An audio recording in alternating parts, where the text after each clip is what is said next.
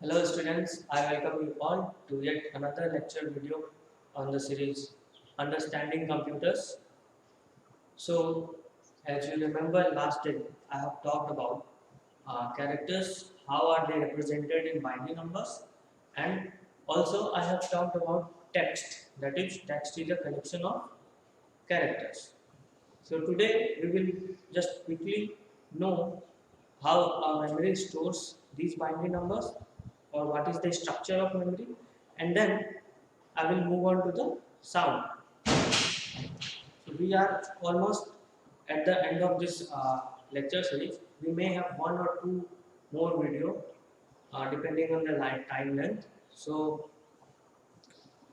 keep learning, revise your previous lessons if you don't understand things, and even though if you have doubt after that, you can ask me anytime. So let's start. So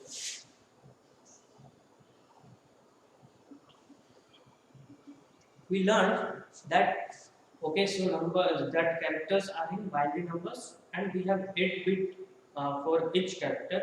That is, if a is equal to 97, and we have binary of it as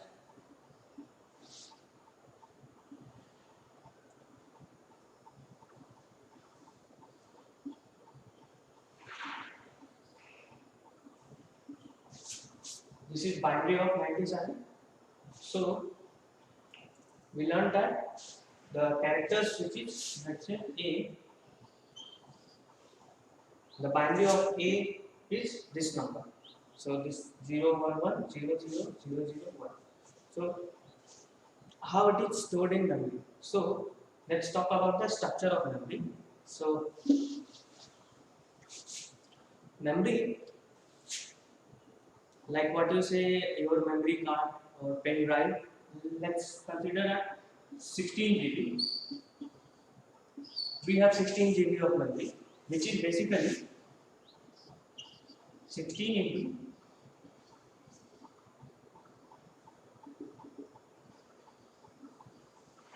right? 16 into 10 to the power 1024 MB. Okay, well, you know 1 GB is equal to 124 MB, and now MB can be further divided into 1 MB is equal to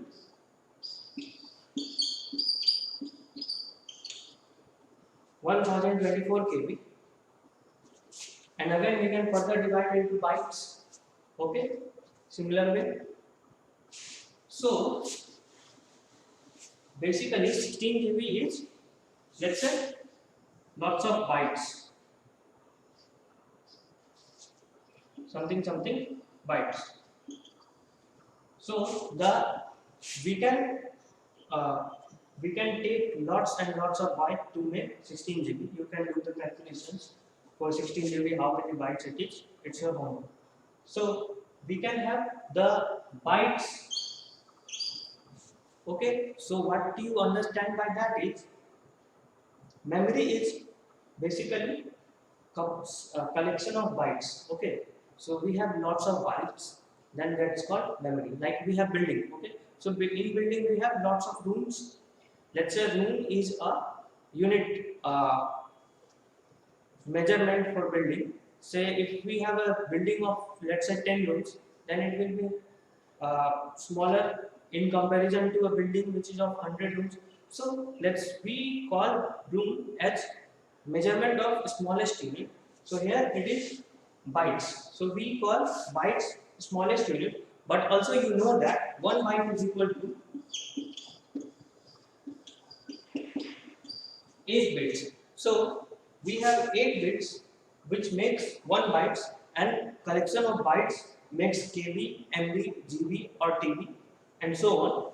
So basically smallest unit is bit, but 1 bit doesn't make any sense. Okay, 1 bit doesn't make any sense to us because we deal with ASCII numbers or ASCII characters. So we have to take 8 bits to form one single character.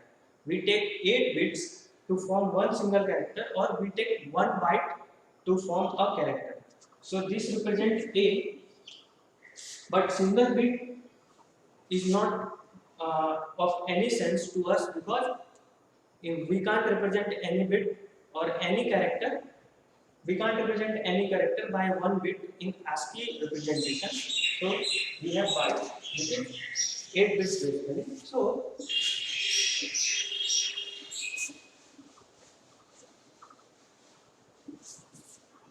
memory is basically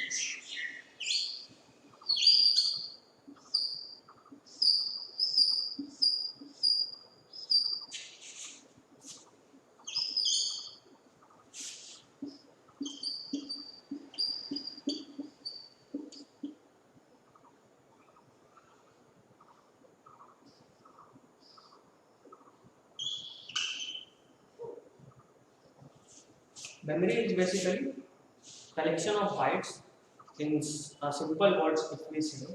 Then for one byte, this is one byte, and if we do the same like for each second byte, if we go for second byte, then again it will be a collection of 8 bits. So in this way memory is structured, or this is the structure of memory.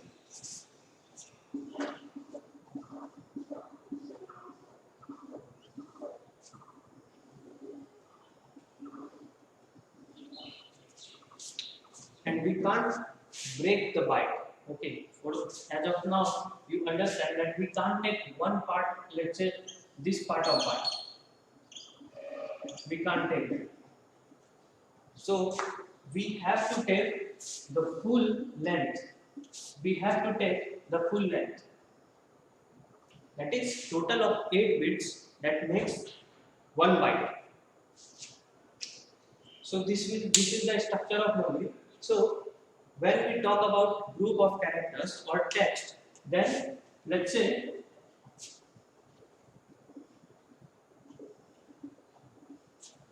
we have these 8 bits represent to these 8 bits represent to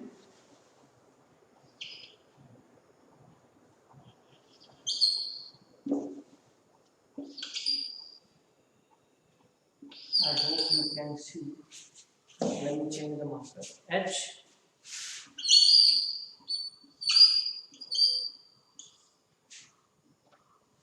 Okay, so these bytes representation is like for we have H, then E, then L, then L, then O, and for each row, let's call it row, then for each row we have 8 total number of cells or 8 divisions, and each division is filled with 0 or 1, and depending on those fillings or on those numbers or on those bits, we will generate our ASCII characters, that is HELLO.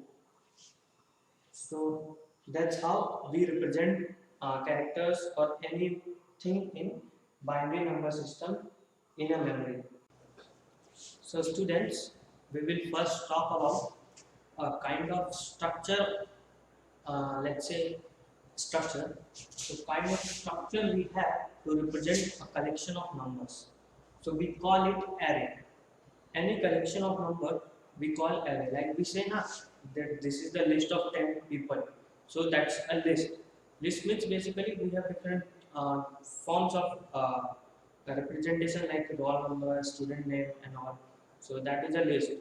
So let's take the one part which is serial number. Okay, and we make serial number like this: 1, 2, 3, 4, dot dot dot. So we call it an array, and we represent it like, let me show you. We represent it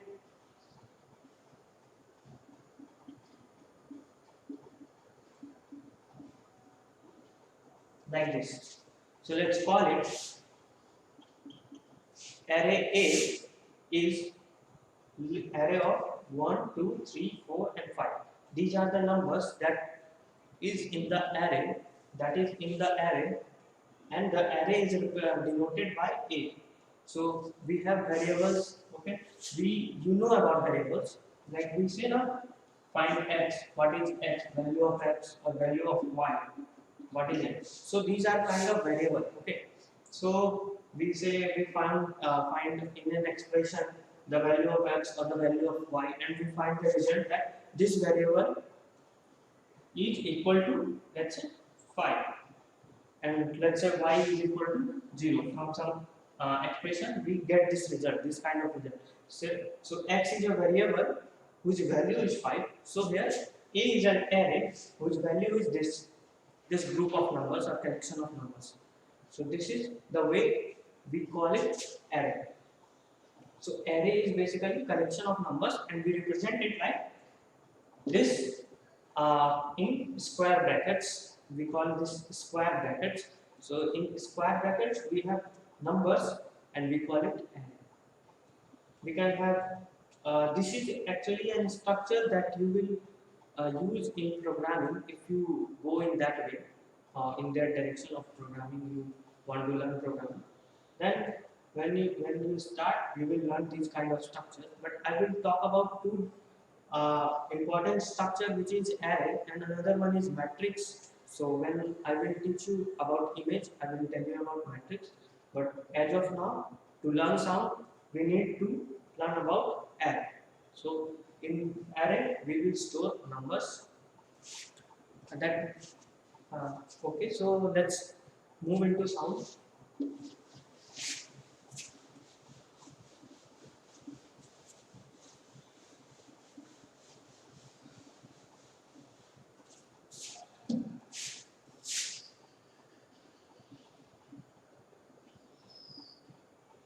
What is sound to you? Like you have studied in physics or science in class 8, I guess, that sound is a form of energy, sound is vibrations, and you have learned the structure, a waveform of sound, which is basically this kind of a structure.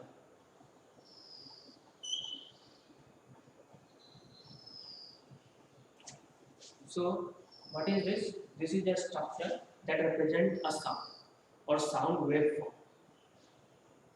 So, we have different values around these axes.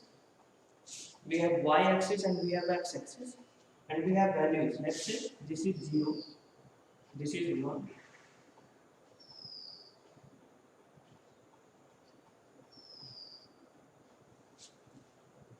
Okay, so we have value, let's say here 1, we have value, let's say here 3, and again here we have value, let's say for 3.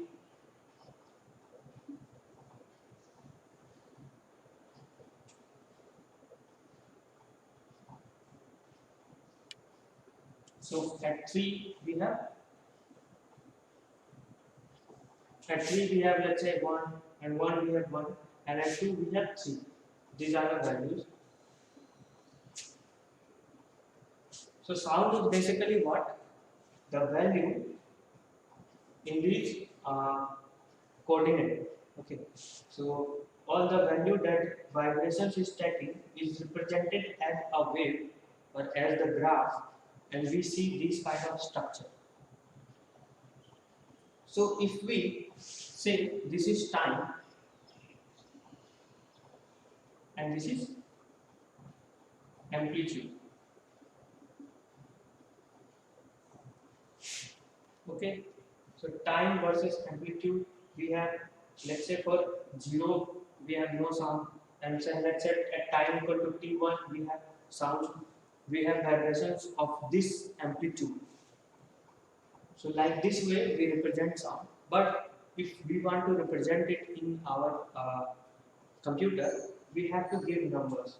So we don't need this direction, because we are playing from start to end.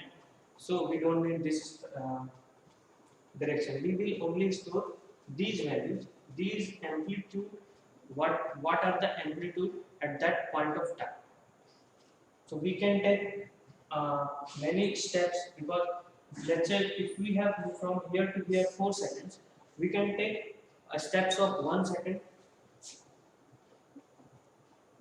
We can also take steps of 0.5 second. We can take steps 0 to 0.2 second. We can, let's say, we take these 3 steps. Then the number of divisions we are making is getting higher. In 1 second, if we take 1 second, then we have total 0, 1, 2, 3, 4. We have total 5 divisions. If we take 0.5 second, then we will have total of 10 divisions. And if we take 0.2 second, then we will have a total of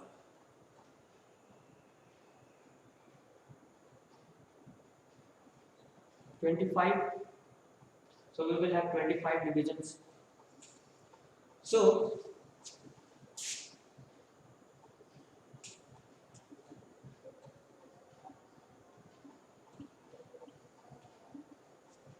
let's say we will store divisions, number of divisions from this. We take total 5 divisions. Then the value of array will be at present at time 0 the value is 0. At time 1 the value is 1. At time 2 the value is 3. At time 3 value is 1 and again 0. So we represent this sound as the array of numbers and we will generate eventually these structure. Now what happens is that depends on the number.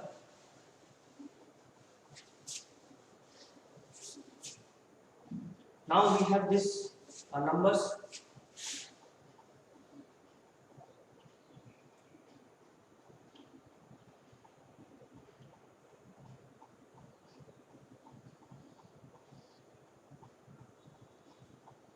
We will try to generate some, but instead of going in this format,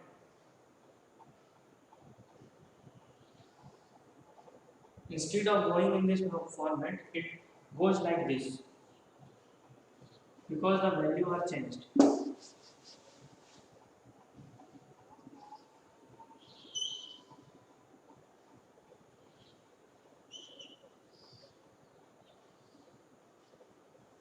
So we are not getting the actual sound we have, but we are getting distorted sound because we don't have the, let's say if this is 1, this is 2, and this was 1, and at position 2 we had 3. So in between 1 to 3, we are losing these values. These values are lost. So that is where when number of divisions come into picture, that is how lesser noisy sound we want, we will take more and more divisions. So if we take more divisions, like if in this part only, if we take let's say 2 divisions, let's divide it further. So it will be 2 divisions, 1.5, 1 to 1.5 and 1.5 to 2. So we will have this now. Earlier it was this, but actually this is the structure. You get it? Earlier it was this. Now we have 3 lines here. So this was the first, second, and actual. Actual sound is the more division we take, we will move closer to actual sound, but and that's why we have different version of sound, that is different kind of sound. We see now 64 kbps, 128 kbps, 256 kbps and 320 kbps of sound.